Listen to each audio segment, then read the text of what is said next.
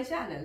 तो चलिए आज का ब्लॉग स्टार्ट करते हैं, आज का वीडियो स्टार्ट करते हैं। तो आज का जो मेरा टॉपिक है बहुत ही इंपॉर्टेंट टॉपिक है, क्योंकि ये जो चीज़ मैं आपको बताने वाली हूँ ये जितने भी पेट पेरेंट्स हैं उनके पास उनके घर में अवेलेबल होना चाहिए और इजी टू एक्सेस होना चाहिए, ताकि आप नहीं भी हो तो घर में और फैमिली मेम्बर्स हैं वो ईजिली उसकी हेल्प से बच्चों की हेल्प कर सके। तो मैं बात कर रही हूँ फर्स्ट एड किट की।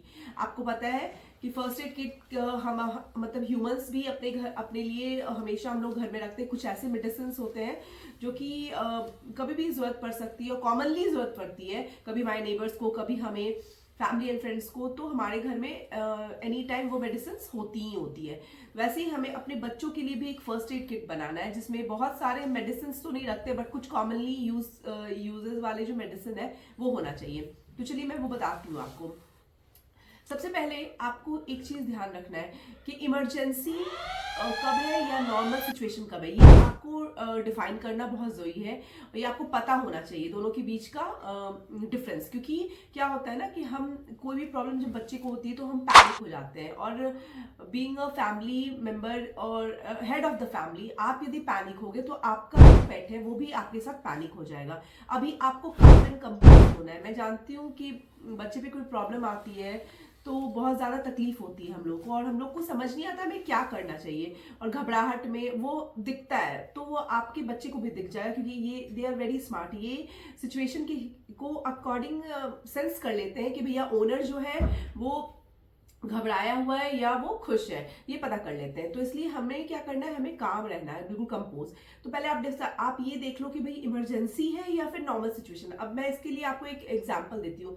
यदि बच्चा 2 बार 3 बार वॉमिट इसने किया है और लूज मोशन हो रहा है 2-3 बार ही, तो ये इमरजेंसी नहीं है। लेकिन हाँ 10 मिनट्स पे ये वॉमिटिंग कर रहा है, लूज मोशन हो रहा है, तो ये इमरजेंसी है। तभी आपको फटाफट अपने वेट के पास भागना चाहिए। तो ये सबसे ज्यादा इंपॉर्टेंट है। अब फर्स्ट एड किट में सबसे पहले आप अपने वेट का नंबर, अपने वेट का नाम, उनका एड्रेस एंड अपना नंबर और आपका नाम, ये आप एक कार्ड जैसा बनाकर अपने फर्स्ट एड में रख लो। क्योंकि कभी ऐसा हो सकता है आप नहीं हो, आपके बिहाफ पे आपके फैमिली में कोई और है या आपके फ्रेंड्स है जहां आपका बच्चा है, तो दैट टाइम क्या है, कोई इमरजेंसी आ जाए तो एटलीस्ट वेट को इजिली कॉल कर सकते हैं वो लोग। ठीक है। अब उस किट में क्या क्या चीजें होनी चाहिए, तो सबसे पहले जो बहुत ही कॉमन है, बैंडेज, कॉटन, उसके बाद सिजर, ट्विजर, ये सारी चीजें होनी बहुत इंपॉर्टेंट है। एंटीसेप्टिक लोशन एंड सोल्यूशन कह लो, और या क्रीम जो भी है वो आपके पास होनी चाहिए। न्यूस्प्रिन की क्रीम या पाउडर जो भी अवेलेबल है इजिली, वो आपके पास होनी चाहिए, क्योंकि न्यूस्प्रिन बहुत ही कॉमन वुंड के लिए बहुत ही अच्छा एक एंटीसेप्टिक क्रीम है। उसके बाद आपके पास बैंडेज होना चाहिए, गॉज होना चाहिए। उसके बाद आपके पास एक बहुत ही कॉमनली, मतलब हमारे वेट भी यूज करते हैं, आपने भी किया ही होगा, एक सोल्यूशन आता है जैसे डिटॉल मना करते हैं, डिटॉल पेट के लिए यूज मत करो, क्योंकि उसका जो स्मेल होता है बहुत ही ज्यादा टुवर्ड्स ये लोग बहुत सेंसिटिव होते हैं, तो डिटॉल की जरूरत नहीं है। उसके मतलब बीटाडिन आता है सोल्यूशन। 2 तरह के बीटाडिन आते हैं, एक हम जो गार्गल करते हैं उस पर लिखा रहता है मेंशन, और एक सोल्यूशन होता है जो किसी वुंड को साफ करने के लिए, तो आप बीटाडिन रख लो। तो इस तरह से, और टेप वो चाहिए आपको, टू साइड मार्केट में आपको मिल जाएगा, जो आप किसी बैंडेज को रैप करने में इजिली आपको अच्छे से हो जाएगा, आप मतलब अच्छे से रैप कर पाओगे। तो ये चीजें आपके जो आपका किट है फर्स्ट एड उसमें होना चाहिए। कोई भी दवाई मैं इसमें मेंशन नहीं कर रही हूँ, क्योंकि दवाई आप अपने वेट से पूछ कर ही रखोगे। हाँ यदि आपका ऑलरेडी आपका पेट किसी मेडिकेशन पे चल रहा है, उसे कोई प्रॉब्लम है, उसकी दवाई आप दे रहे हो, तो वो आप रखो उसमें। लेकिन अदरवाइज मैं किसी दवा को यहाँ मेंशन नहीं कर रही हूँ, क्योंकि वो आपके सिचुएशन के हिसाब से आपके वेट बताएंगे आपको। ठीक है। क्या क्या इमरजेंसी हो सकती है हमारे पेट के साथ, तो जो पहला इसमें मैं बता रही हूँ आपको। अभी मैंने बताया कि फर्स्ट एड किट में क्या होना चाहिए। सबसे पहला जो एक नॉर्मल है, एक्सीडेंट हो जाना, नॉर्मल कट आना या कोई वुंड होना, ये इजिली कभी भी किसी भी वेदर में हो सकता है। तो इसमें ये है कि जब छोटा कट हो या थोड़ा सा ब्लड निकल रहा हो या कोई वुंड हो, तो आप कुछ नहीं करेंगे, इसमें आपको पैनिक होने की जरूरत नहीं है। आप थोड़ा पानी गर्म करेंगे और जो भी एरिया में वुंड है उसको पहले कॉटन से आप उस एरिया को क्लीन करेंगे, फिर थोड़ा डैप करके उसको सुखाएंगे, उसके बाद बीटाडिन से क्लीन करेंगे, उसके बाद उस एरिया को फिर से डैप करके सुखाएंगे। उसके बाद जैसे न्यूस्प्रिन मैं अक्सर अपने पास रखती हूँ, और एक किस्किन करके भी क्रीम मेरे वेट मुझे देते हैं जेनी के लिए, अक्सर जब भी कभी भी जेनी को कोई वुंड होता है उसके लिए, स्किन से रिलेटेड कोई इन्फेक्शन है उसके लिए, तो मैं वो रखती हूँ। उसके बाद उसको अप्लाई करके आपको बस ये वॉच करना है कि बच्चा उसको लिक ना करे। थोड़ी देर में वो स्किन में एब्जॉर्ब हो जाएगा। चाहे तो आप लूज पट्टी भी कर सकते हो, ठीक है। तो ये नॉर्मल एक कट वुंड के लिए। लेकिन यदि बहुत ज्यादा ब्लीडिंग हो रही है, ज्यादा चोट लगी, तो दैट टाइम आपको क्या करना है, आपको उस एरिया को गॉज या बैंडेज से प्रेस करना है, ठीक है। और वो उसको आपको बस यही कोशिश करना है कि ब्लीडिंग बहुत ज्यादा ना हो, आपको दबा के रखना और फटाफट अपने वेट के पास जाना है। अभी आपने कुछ नहीं करना है, बाकी सारी चीजें वेट करेंगे, ठीक है। जो मेरा सेकंड है वो ये है कि हीट स्ट्रोक, समर्स में सुन तो इजीली हमारे पेट को हीट स्ट्रोक लग जाती है। दैट टाइम हमें क्या करना है, जब ऐसा फील हो कि डॉग, अब हीट स्ट्रोक कैसे पहचानेंगे, हीट स्ट्रोक लग गया है।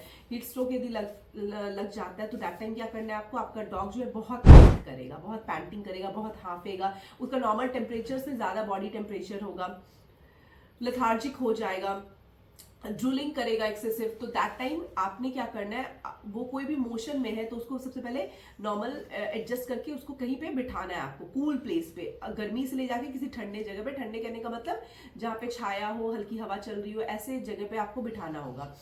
उसके बाद आपको क्या करना होगा, हीट स्ट्रोक में सबसे बेस्ट है कि बहुत लोग क्या करते हैं, ठंडा ठंडा पानी डालना शुरू करते हैं, वो आपको नहीं करना है। आपको इसके फर को वेट करना है। आप स्प्रे बॉटल लीजिए, जो नॉर्मल वाटर है वो, उससे आप पूरे बॉडी पे स्प्रे करिए, जिससे क्या होगा, इसकी जो ये हेयर है ये गीली हो जाएगी, और जो ठंडी हवा चल रही होगी आपके आसपास या फैन है वहां पे बैठेगा बच्चा, तो ऑलरेडी ये इसको कूल डाउन करेगा। जो उसमें हमारा थर्ड स्टेप है, हम क्या करेंगे, हम वेट टॉवल लेंगे, अच्छे से उसको वेट करके और बॉडी अच्छे से रैप कर देंगे, जो हीट को अब्जॉर्ब कर लेता है, वो भी बहुत अच्छा वे है। फिर फोर्थ वे क्या कर सकते हो, यदि बच्चा बिल्कुल कोलैप्स्ड हो गया है, गिर चुका है, बेहोश है, तो आपको क्या करना है, जो आइस क्यूब्स के पैक्स आते हैं उसको दोनों आर्मपिट के नीचे, जो ये यहाँ इस एरिया में, ये एरिया में आपको दोनों आइस पैक को रखना है और दबाना है, उससे भी रिलीफ मिलती है। और फिर फटाफट अपने वेट के पास जाना है, या वेट के साथ भी आप कॉल पे रह सकते हो और इंस्ट्रक्शन के हिसाब से उन्हें बता सकते हो कि आपने ये चीजें की हैं। फर्स्ट एड का मतलब क्या होता है कि कोई भी बहुत बड़ी चीज होने वाली है उसको आप घर पे ही आप उसको कंट्रोल कर लो, छोटी छोटी चीजें करके, ठीक है। जब तक आप वेट के पास पहुंचोगे तब तक ये छोटी छोटी चीजें करो, तो उससे क्या होगा, बच्चा बहुत सीरियस हालत में नहीं पहुंच पाएगा और वो जल्दी ठीक हो जाएगा। एक बहुत ही कॉमन है चोकिंग। चोकिंग क्या होता है, आपको पता है, जो हमारे पेट है ये हर चीज को नाक और मुंह से ही आइडेंटिफाई करते हैं। आप बाहर भी इनको घुमाने के लिए ले जाओगे, जब हम वॉक पे ले जाते हैं तो ये हर चीज को स्मेल करता है और कोई चीज को भी मुंह में लेने के लिए तैयार रहता है। तो कभी कभी ऐसा भी होता है, घर पे भी आपने कोई ट्रीट दिया हो, कोई फूड है, जल्दी जल्दी स्वेलो करता है और कभी चोक हो सकता है, या कोई टॉय है, छोटा टॉय है, वो इसको चोक कर सकता है। तो दैट टाइम आपको क्या करना है, बिल्कुल पैनिक नहीं होना है। आप सबसे पहले इसके मुंह को खोलकर आप देखो, आपको विजिबल है, कुछ दिख रहा है तो आप हाथ से निकाल लो, ऐसा लग रहा है कुछ मुंह में फंसा हुआ है, कुछ बोन है या कुछ भी ऐसी चीज है, आप उसको वहां खींच के निकाल लो। बट लग रहा है कि दिख नहीं रहा है तो बिल्कुल पैनिक मत हो, कुछ नहीं करना है। ये जो स्टमक का जो एरिया है यहाँ पे आपको इस तरीके से पीछे से ऊपर की तरफ उठाना है, ठीक है। मैं आपको यहाँ पे इंसर्ट में पिक्चर डाल दूंगी, वो आप देख लेना, उस तरीके से आपको करना होगा। तो जो भी इसके मुंह के अंदर वो बाहर अपने आप निकल के आ जाएगा।